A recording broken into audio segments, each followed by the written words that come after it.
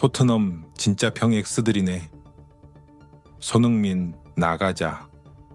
올해 영승 충격 성적, 초유의 강등 열차 출발하자. 토트넘 감독 열받아. 경기 중 돌발 행동 난리난 상황. 토트넘 팬 커뮤니티. 릴리 화이트가 지금 완전히 초상집이 되었습니다. 그냥 조용히 침묵이 흐르는 게 아니라 그야말로 공황 상태입니다. 경기가 끝난 후 커뮤니티에 올라온 글들을 보면 설마 했었는데 진짜 강등이냐? 이게 현실이냐? 도대체 뭐가 문제인지 모르겠다는 말들이 넘쳐나고 있습니다. 그런데 여기서 재미있는 게 있습니다. 이 질문에 대한 답을 영국 전문가들은 모른다고 합니다. 그런데 한국의 일반 축구 팬들은 이미 1년 전부터 알고 있었습니다. 아니, 사실 2년 전부터 알고 있었습니다. 손흥민이 떠나면 토트넘은 강등이라고. 지금 일어나고 있는 일이 정확히 그것입니다. 그리고 그 답을 몰랐던 사람들이 바로 토트넘 구단과 영국 소위 전문가들이었습니다. 오늘은 그 이야기를 처음부터 끝까지 제대로 해보겠습니다. 잠깐 본격적으로 시작하기 전에 한 가지만 짚고 넘어가겠습니다. 혹시 기억하십니까? 손흥민이 토트넘을 떠나던 그 시점에 영국 현지 매체들과 소위 전문가들이 뭐라고 했는지 그들은 이렇게 말했습니다. 손흥민은 이제 전성기가 지났다. 토트넘이 앞으로 나아가려면 손흥민 같은 베테랑보다 젊은 피가 필요하다. 손흥민을 파는 것은 현명한 결정이다. 심지어 일부 토트넘 현지 언론은 한국 팬들이 손흥민을 감싸는 것을 보며 축구도 모르는 사람들이 감정적으로 반응하는 것이라고 비하했습니다. 한국 팬들을 향해 축구를 모른다고 했습니다. 지금 이 순간 그 말이 얼마나 황당한 말이었었는지 토트넘의 현재 순위표가 조용히 증명하고 있습니다. 프리미어리그 16위, 강등권과 승점 4점 차. 세계적인 소방수 감독을 데려왔는데도 계속 지고 있는 상황. 이게 현실입니다. 자, 그러면 지금 토트넘에 정확히 무슨 일이 일어나고 있는지부터 살펴보겠습니다. 토트넘은 프리미어리그 28라운드에서 풀럼을 상대로 2대1로 패했습니다. 원정 경기였지만 풀럼은 토트넘보다 훨씬 낮은 위치에 있어야 할 팀입니다. 그런데 그 팀에게 졌습니다. 그것도 새로 부임한 감독 이고르 투도르 체제에서. 투도르는 유벤투스와 라치오를 강등권에서 구해낸 전력이 있는 감독입니다. 영국 BBC를 비롯한 여러 매체가 빠르고 올바른 결정이라며 환영했던 그 감독이 왔는데도 토트넘은 졌습니다. 그리고 그 패배가 그냥 패배가 아니었습니다. 경기 내용 자체가 처참했습니다. 전반전에만 2골을 내줬고 후반 들어 교체 카드를 쏟아낸 뒤 겨우 한 골을 만회하는 데 그쳤습니다. 역전은커녕 동점도 만들지 못했습니다. 이 경기를 지켜본 팬들이 공통적으로 한 말이 있습니다. 이 부리그 경기를 보는 것 같았다. 이게 프리미어리그 팀 맞냐? 그 말이 과장이 아닐 정도로 내용이 없었습니다. 그런데 이 경기에서 단순히 결과만 나쁜 게 아니었습니다. 사람들의 시선을 끈 장면이 하나 있었습니다. 바로 투도르 감독의 행동이었습니다. 경기 초반 풀럼이 첫 골을 넣는 장면에서 반더벤이 심판에게 항의를 했습니다. 공중에서 파울이 있었다는 주장이었습니다. 그리고 투도르 감독 역시 부심을 향해 격렬하게 항의했습니다. 밀었는데 왜 골로 인정하느냐고. VAR까지 검토했지만 결국 골로 인정됐고 투도르는 경기 중에 완전히 열을 받은 상태로 돌발 행동을 보이며 난리가 났습니다. 세계적인 소방수로 불리는 감독이 부임 첫 경기부터 이렇게 흥분하는 모습을 보이자 팬들은 두 가지 반응으로 갈렸습니다. 한쪽에서는 감독이 팀을 위해 싸우는 모습이 보기 좋다고 했고 다른 쪽에서는 감독이 저 정도로 감정 조절이 안 되면 선수들이 어떻게 믿고 따르겠냐고 걱정했습니다. 어느 쪽이 됐든 지금 토트넘이 얼마나 흔들리고 있는지를 보여주는 장면이었습니다. 그리고 이제 숫자 이야기를 해야 합니다. 왜냐하면 숫자는 거짓말을 하지 않기 때문입니다. 토트넘의 현재 팀 내 득점 순위를 보면 할 말이 없어집니다. 1위가 리샤를리송입니다. 공격수니까 당연하다고요? 아닙니다. 2위가 반더벤입니다. 센터백입니다. 3위가 로메로입니다. 역시 센터백입니다. 공격수와 미드필더들이 골을 저어야 할 팀에서 수비수들이 팀 내 득점 2, 3위를 차지하고 있습니다. 이게 무슨 의미인지 아십니까? 팀이 공격적으로 완전히 무너져 있다는 뜻입니다. 손흥민이 있을 때 토트넘의 공격은 손흥민을 중심으로 돌아갔습니다. 그가 득점을 하고 그가 어시스트를 하고 그가 없을 때는 팀 전체가 무기력해지는 구조였는데 영국 전문가들은 그것을 약점이라고 했습니다. 한 선수에게 의존하는 구조는 좋지 않다고. 그러면 그 한 선수가 나가면 더 다양한 공격 루트가 생겨야 정상입니다. 그런데 현실은 어떻습니까? 공격수가 아닌 수비수가 득점 상위권입니다. 의존도를 줄인 게 아니라 공격 자체가 사라진 겁니다. 그러면 왜 이렇게 됐을까요? 전문가들이 분석하는 이유가 있습니다. 그리고 이 분석이 꽤 정확합니다. 토트넘의 문제는 전술도 감독도 아니라는 겁니다. 물론 그것들도 문제이긴 합니다. 하지만 가장 근본적인 문제는 리더십의 부재입니다. 팀이 위기에 처했을 때 선수들을 하나로 모으고 다잡을 수 있는 리더가 없다는 것. 그리고 그 리더십이 작동하려면 전제 조건이 있습니다. 그 리더의 실력이 세계적인 수준이어야 합니다. 선수들이 그 사람의 실력을 인정해야만 그 사람의 말을 듣습니다. 그 권위가 있어야만 위기의 순간에 팀이 뭉칩니다. 지금 토트넘에는 그런 선수가 없습니다. 그리고 이고르 투도르가 아무리 훌륭한 감독이라 해도 세리아, 라리가와 프리미어리그는 수준이 다릅니다. 팀 쇼드, 전 토트넘 감독도 바로 그 점을 지적했습니다. 투도르가 프리미어리그의 구단에 대해 아무런 정보가 없다고, 즉 리더 선수도 없고 프리미어리그를 잘 아는 감독도 없는 상황, 그것이 지금 토트넘입니다. 그러면 이 자리를 채웠던 사람이 누구였는지 이제 모두가 알고 있습니다. 손흥민이었습니다. 손흥민이 그 리더였습니다. 그가 있을 때 토트넘은 적어도 정체성이 있었습니다. 흔들려도 중심이 있었습니다. 위기가 와도 어딘가에 기댈 축이 있었습니다. 그 축이 빠진 지금 토트넘은 파도에 떠내려가는 배처럼 방향을 잃은 상태입니다. 그리고 이걸 가장 잘 보여주는 증거가 있습니다. 손흥민이 LAFC로 간 이후의 모습입니다.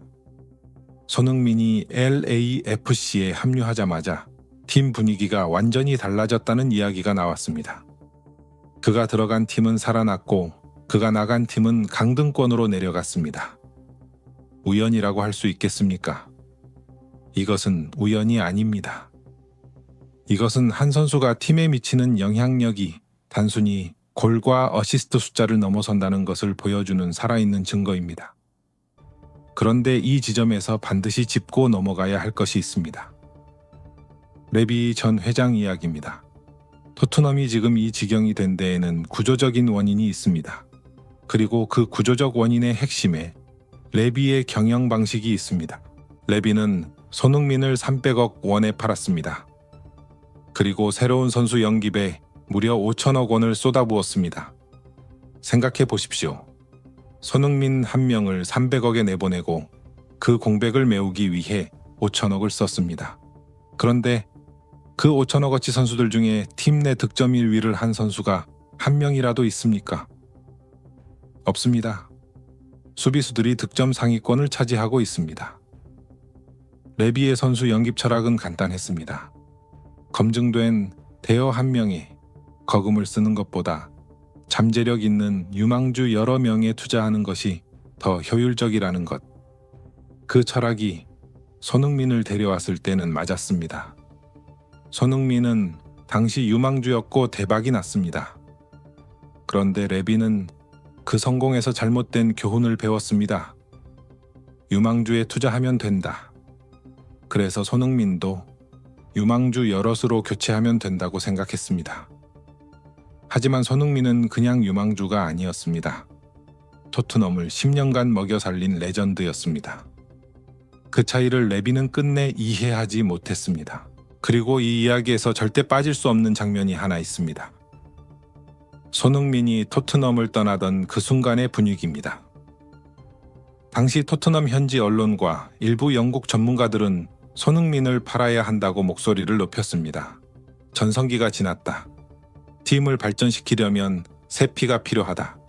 그러면서 손흥민을 지지하는 한국 팬들을 향해 축구를 모른다고 감정적으로 반응하는 거라고 비하했습니다. 한국 팬들이 축구를 모른다고요? 지금 그 한국 팬들이 뭐라고 하는지 아십니까? 너희들이 예상했던 일은 어디 갔냐고 묻고 있습니다. 손흥민 팔면 팀이 더 좋아질 거라고 했던 전문가들은 지금 어디서 무슨 말을 하고 있는지 궁금합니다. 일반 축구 팬들이 전문가보다 더 정확하게 미래를 예측했습니다. 그리고 그 팬들을 비하했던 사람들이 전문가라고 불리는 사람들이었습니다. 이 아이러니를 어떻게 설명하시겠습니까? 이 상황에서 가장 쓴웃음을 짓게 만드는 장면이 또 하나 있었습니다. 풀럼전에서 후반에 히샬리송이 골을 넣자 일부 토트넘 팬들이 흥분하면서 히샬리송이 팀 내 득점 1위다라고 기뻐했습니다. 그런데 다른 팬들이 바로 찬물을 끼얹었습니다. 기뻐할 때가 아니라고. 팀 내 득점 1위가 공격수인 건 맞는데 2위와 3위가 센터백들이라고. 이게 정상적인 팀이냐고. 그 말이 맞습니다. 히샬리송이 골을 넣는 건 좋은 일입니다. 하지만 그 뒤에 수비수들이 줄줄이 있다는 것은 이 팀의 공격 라인이 완전히 기능을 잃었다는 신호입니다. 손흥민이 있을 때 토트넘에서 득점 상위권은 항상 공격수와 미드필더들의 차지였습니다. 그게 당연한 겁니다. 그 당연한 것이 지금 이 팀에서는 일어나지 않고 있습니다. 그리고 이 경기에서 또 하나의 장면이 팬들의 공분을 샀습니다. 후반 65분에 풀럼의 수비수 바세이가 공을 달라는 히샬리송에게 몸싸움을 하면서 공을 내주지 않는 비매너 행동을 했습니다. 경기 종료까지 아직 25분이 넘게 남은 상황에서 상대 수비수가 저런 행동을 한다는 것 자체가 무엇을 의미하겠습니까? 토트넘을 무시하는 겁니다. 예전에 토트넘이었다면, 손흥민이 있는 토트넘이었다면 감히 저런 행동을 했겠습니까?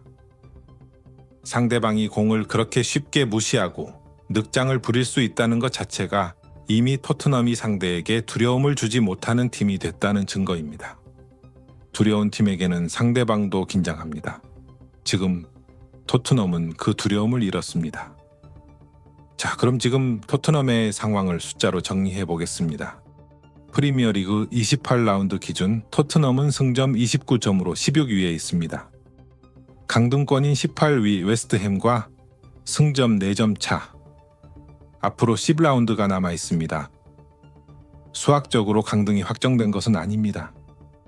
하지만 지금 팀의 흐름을 보면 이 4점 차가 안전하다고 느껴지지 않습니다. 새 감독이 와도 안 바뀌는 팀, 세계적인 소방수라 불리는 투도르가 와도 계속 지는 팀, 그 팀이 갑자기 후반 10경기를 뒤집는다는 것이 가능하다고 보십니까? 물론 불가능한 일은 없습니다. 하지만 가능성이 점점 낮아지고 있다는 것은 팬들도 알고 있습니다. 그래서 릴리 화이트 커뮤니티가 초상집이 된 겁니다. 그런데 아이러니하게도 이 상황을 가장 담담하게 받아들이고 있는 사람들이 있습니다. 바로 처음부터 이렇게 될 거라고 말했던 한국 팬들입니다. 그들은 지금 슬퍼하지 않습니다. 분노하지도 않습니다. 그저 조용히 고개를 끄덕이고 있습니다. 그럼 그렇지.